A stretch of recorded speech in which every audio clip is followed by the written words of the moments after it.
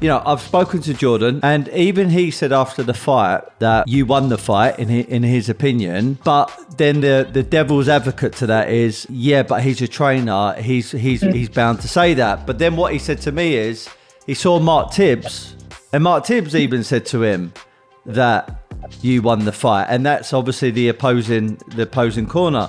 And then when I looked at scorecards, Elle Brooke won the fight 40-36 on points over 4 rounds. And there was even a judge that came into your dressing room and said, actually, I thought you had that. I mean, how accurate is that? Did a judge really come into your dressing room? Yeah, a judge did. And he goes, I don't know how you didn't win that. And he also said, I don't know how it was a unanimous decision, because it was like, the way I scored you, he's like, I thought you had won every round. So if anything, it should have been a split decision, not unanimous.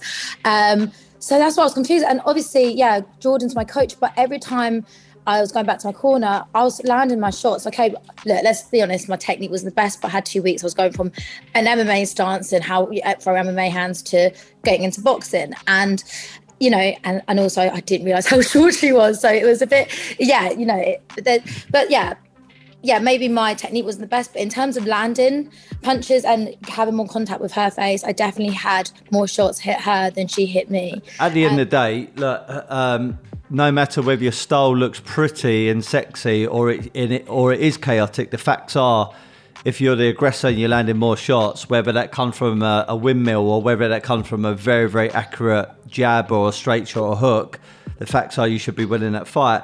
Look, I want to, you know, address something that was said in the media, which is, you know, that the Mirror said that you said you believe the fight to be rigged. And I'm going to ask you the question of, is that true? Is that what you truly believed? But at the same time, there is a caveat to this, which is I box. I've had 16 fights. I know from amateur to pro and in unlicensed, there is an element of things being swayed towards a favourite side. So I do understand that culture does exist in boxing. So, yeah, I mean, is the Mirror right? Did you say that the fight was rigged?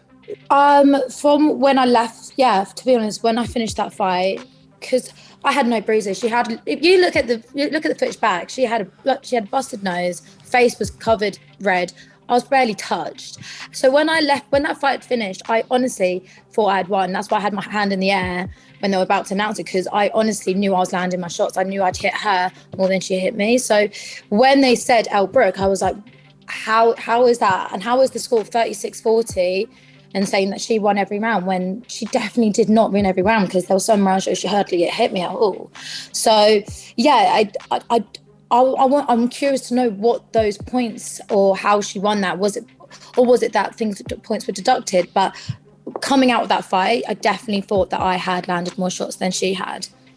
I want to ask you your opinion on Mark Tibbs and also Ebony Bridges. She's obviously a professional fighter herself. She's world champion, 2-time world champion in actual fact. And she actually did say a compliment, which is, you know, she's tough, referring to you, AJ. But then in the next breath, you know, you had Elle Brooke, your opponent, coming on. And these are some of the quotes. She said, fuck AJ, she's irrelevant. Then she went on to say, thanks for taking the fight on short notice, you fucking idiot. And then she also said, you're a fucking loser.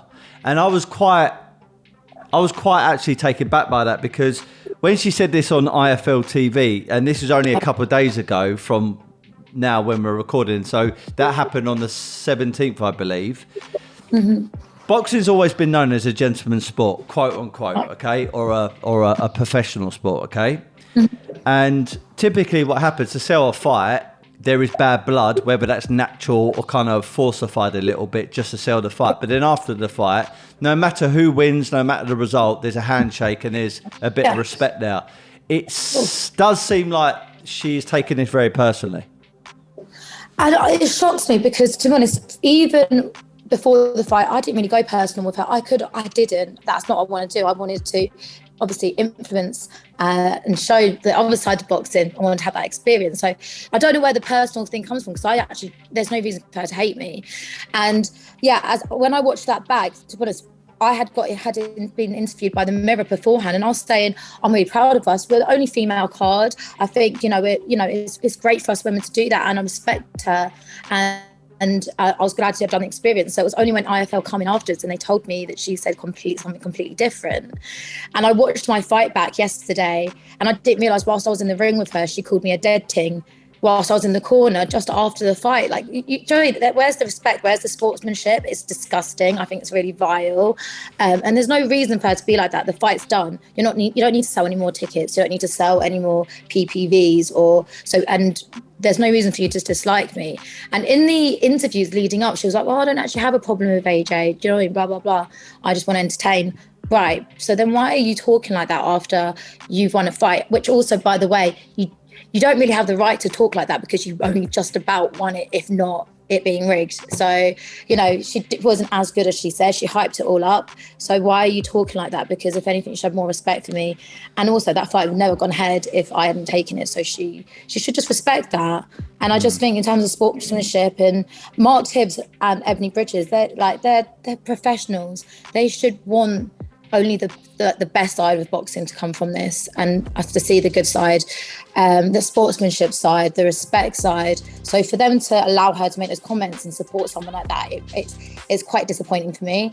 I think Mark Tibbs is an amazing coach, and obviously Ebony Bridges is the IBF world champion. So how they can stand next to someone who disrespects someone who's got into the ring with 2 weeks notice, who's female as well, who's an influencer, it's completely out of my comfort zone. So I just thought it was really disgusting, to be honest. And how they can support someone like that it's beyond me.